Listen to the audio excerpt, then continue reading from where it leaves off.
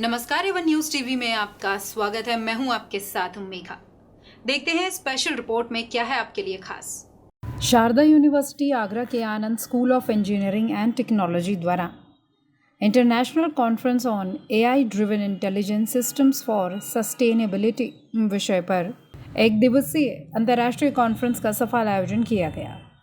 Conference में देश विदेश से आए शिक्षाविदों, वैज्ञानिकों एवं शोधार्थियों ने एआई आधारित तकनीकों के माध्यम से सतत विकास पर गहन मंथन किया।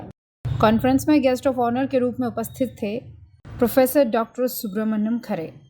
डॉक्टर हीराम रजा खान ने अपने संबोधन में कहा, मशीन लर्निंग और डेटा साइंस आने वाले समय में हर फील्ड की आवश्यकता बनेंगे।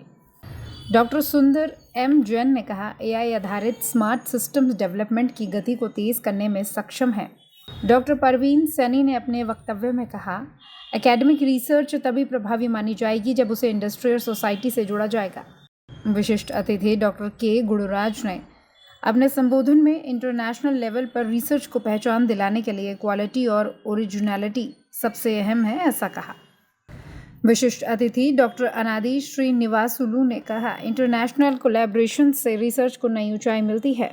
इस अवसर पर शारदा यूनिवर्सिटी आगरा की कुलपति प्रोफेसर डॉक्टर जयंती रंजन ने अपने प्रभावशाली संबोधन में कहा, आर्टिफिशियल इंटेलिजेंस फ्यूचर टेक्नोलॉजी ही नहीं बल्कि ह्यूमैनिटी के सस्टेनेबल फ्यूचर का मजबूत आधार है।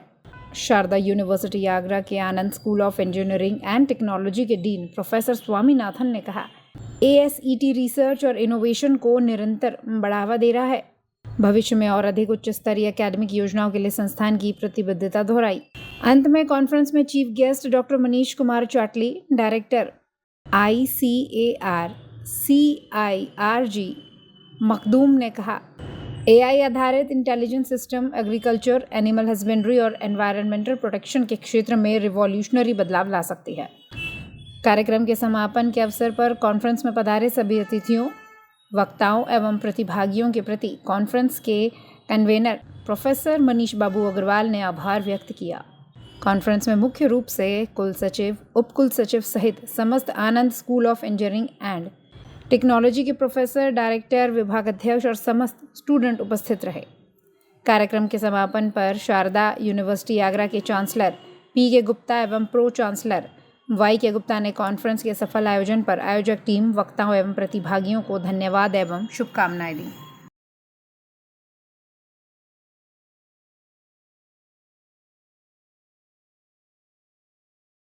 And our patron, Sri YK Gupta sir, Honorable Pro Chancellor Saga University, have always encouraged academic growth and research initiative.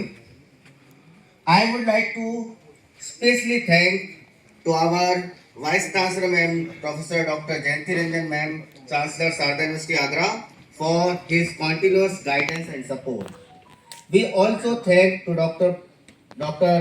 Professor Dr. R. बिल्कुल, ये आपने बहुत अच्छी बात कही है कि जो काफ़ी लोग ये सोचते हैं कि एआई और मशीन लर्निंग आने से बहुत सारी नौकरियां चली जाएंगी, परंतु मेरी सोच अलग है। इससे मुझे लगता है कि बहुत सारी नौकरियां और आएंगी। नहीं, ये जो आपका क्वेश्चन है, ये जो बहुत सारे लोगों की भावनाओं से जुड़ा रहता है और इसमें बहुत सारे आप कहेंगे कि पॉलिटिकल इश्यूज़ भी हैं, तो मैं उसकी तरफ नहीं जाते हुए सिर्फ इतना ही बात कहूँगा कि हमें जो भी हम लाइव स्टॉक प्रोड्यूस पैदा करें, चाहे मिल्क, मीट, अंडा, जो भी चीज़ है, ये इसकी हमें क्वालिटी को इंश्योर करना है कि उसकी जो गुणवत्ता है वो अच्छी रहनी चाहिए, ताकि इस गुणवत्ता के साथ ही हमारे सभी 1.3 बिलियन जो हमारे लोग हैं भारतवर्ष में, उन सब के लिए भी गुणवत्तापूर्ण दूध और मीट, अंडा उपलब्ध हो। साथ ही साथ जो हम लोग एक्सपोर्ट में जा रहे हैं वहाँ पे भी वो गुणवत्ता। ये इंटरनेशनल कॉन्फ्रेंस थी एआई और मशीन लर्निंग के ऊपर। तो इसमें मैं डॉक्टर मनीष कुमार चाटली हूँ, केंद्रीय बकरी अनुसंधान संस्थान जो फरा और मखदूम में स्थित है, वहाँ पे निदेशक हूँ। तो हम लोग जो किसानों से बकरी पालकों के साथ डील करते हैं, उसमें मैं यही बताना चाह रहा था कि किसानों को एआई और मशीन लर्निंग की बहुत ज़्यादा ज़रूरत है। लोग सोचते हैं कि उनको कैसे ज़रूरत पड़ेगी। तो अब भारत में लगभग 15 करोड़ बकरियां हैं, उनको बीमारियां भी होती हैं और कैसे होती हैं। तो हम लोग एआई के साथ उससे जो डाटा एनालिसिस करके हम लोग किसानों को पहले से ही बता सकते हैं कि ये आपके इस क्षेत्र में ये बीमारी आने का खतरा है इस मौसम के अंदर, तो आप उसके हिसाब से कैसे टीकाकरण कैसे उसकी रोकथाम कर सकते हैं। ये जो इंटरनेशनल कॉन्फ्रेंस हो रहे हैं, AI driven intelligent system and sustainable development. तो हमारा जो भाषण था वो ज़्यादातर स्टूडेंट्स के प्रति था। स्टूडेंट्स के और एक संदेश और मैसेज देने के लिए कोशिश किया कि जिस तरह से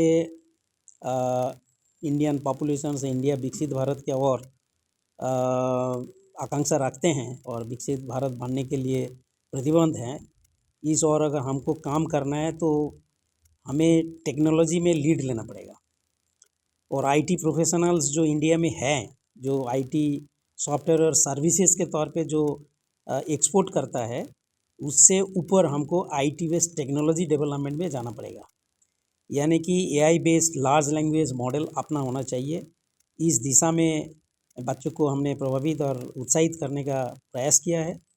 इस कॉन्फ्रेंस का जो बेसिक हमारा गोल है, नरेंद्र मोदी जी के विजन से है, हमें स्मार्ट सिटीज़ बनाने हैं। तो स्मार्ट सिटीज़ आ सकता है आर्टिफिशियल इंटेलिजेंस की वजह से।